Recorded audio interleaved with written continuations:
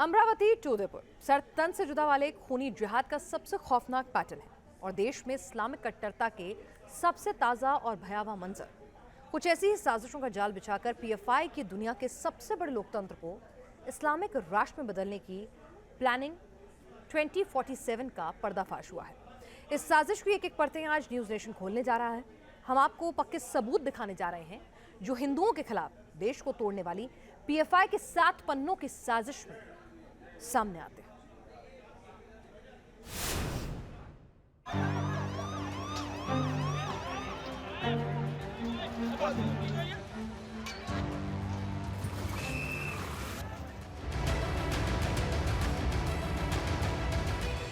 देश के 10% मुसलमान ही हिंदुओं पर भारी पड़ेंगे।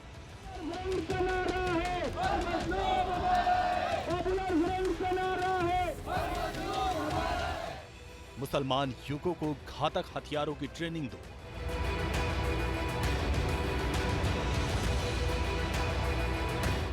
तिरंगा संविधान को ढाल की तरह इस्तेमाल करो।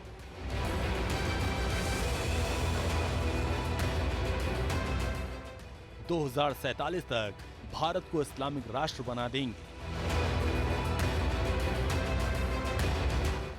मुसलमानों के नाम पर किस तरह देश की जड़ों में कट्टरता का जहर डालने की साजिशें हैं, इसका खुलासा आज होगा। मगर उससे पहले पीएफआई की इन साजिशों से जुड़े 2 संदिग्ध मोहरों का चेहरा देख लीजिए। इनकी गिरफ्तारी पटना पुलिस ने की। इसमें एक है अतहर परवेज, जो सिमी का पूर्व सदस्य है, जबकि दूसरा झारखंड पुलिस का पूर्व एसआई मोहम्मद जलालुद्दीन। दोनों ही पीएफआई के कट्टर जिहादी हैं। इनकी गिरफ्तारी के साथ ही सामने आ गया वो दस्तावेज जिसमें इस्लामिक कट्टरता के खुनबे यानी पीएफआई ने भारत को इस्लामिक राष्ट्र बनाने का पूरा एक्शन प्लान बनाया।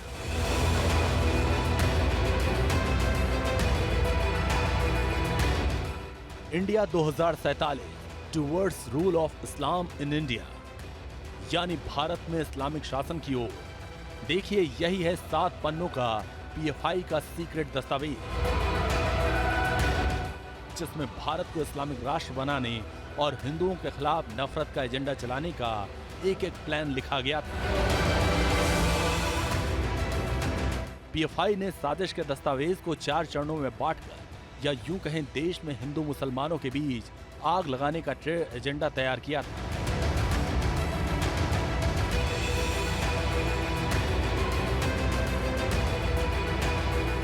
फुलवारी शरीफ में पकड़े गए लोगों ने जो साफ तौर पर बताया है वो ये बताया है कि जब आज़ादी के हम 100 साल पूरे कर रहे होंगे अपने हिंदुस्तान के, तब कोशिश ये थी कि इस राष्ट्र को हिंदुस्तान न रहने दिया जाए, इसे मुस्लिम राष्ट्र बना दिया जाए। पीएफआई का इस्लामिक राष्ट्र प्लान, पहला चरण। पीएफआई ने ऐसे मुसलमानों को अपने कुनबे से जोड़ने का प्लान बनाया जो उसकी दंगाई ब्रिगेड का हिस्सा अब तक नहीं था।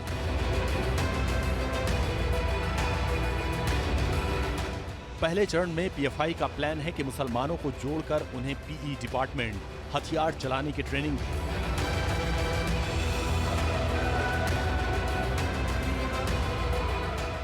तलवार, रॉड और दूसरे हथियारों से हमला करने और बचाव के लिए उन्हें ट्रेन किया जाए।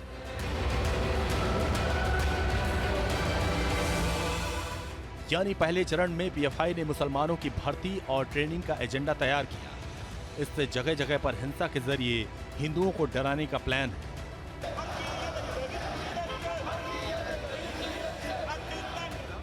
पीएफआई का इस्लामिक राष्ट्र प्लान, दूसरा चरण। मीम भीम कॉम्बिनेशन, यानी मुस्लिम और दलित समाज के गठजोड़ से पीएफआई ने देश में अराजकता फैलाने की साजिशों का एक खाका तैयार किया। देखिए दूसरे चरण में पीएफआई का प्लान कितना खौफनाक है। इसमें लिखा है कि हिंदुओं के एससी, एसटी और ओबीसी को अपने राजनीतिक प्रभाव के लिए इस्तेमाल करना। इतना ही नहीं, तिरंगा, बाबा साहेब और संविधान का नाम लेकर हिंदुओं को तोड़ने की साजिशें हैं। कट्टरता के जिहाद को बढ़ाने का एजेंडा है। इस्लामिक राष्ट्र वाले इस दस्तावेज में पीएफआई ने साफ साफ लिखा कि संघ के खिलाफ देश भर में नफरत का एजेंडा चलाना। यानी दूसरे चरण में पीएफआई की साजिश है कि एससी, एसटी और ओबीसी को ट्रैप में लेने की। तिरंगा, बाबा साहेब और संविधान को ढाल की तरह इस्तेमाल करने की साजिशें, देश भर में आरएसएस को बदनाम करने के लिए कैंपेन चलाने की भी खौफनाक साजिशें। जिस तिरंगा और संविधान की आन बान शान के लिए हर भारतवासी आखिरी सांस तक लड़ने के लिए तैयार रहता है, उसी तिरंगा और संविधान को पीएफआई मीम भीम एजेंडे के तहत टूल बनाने की साजिशों में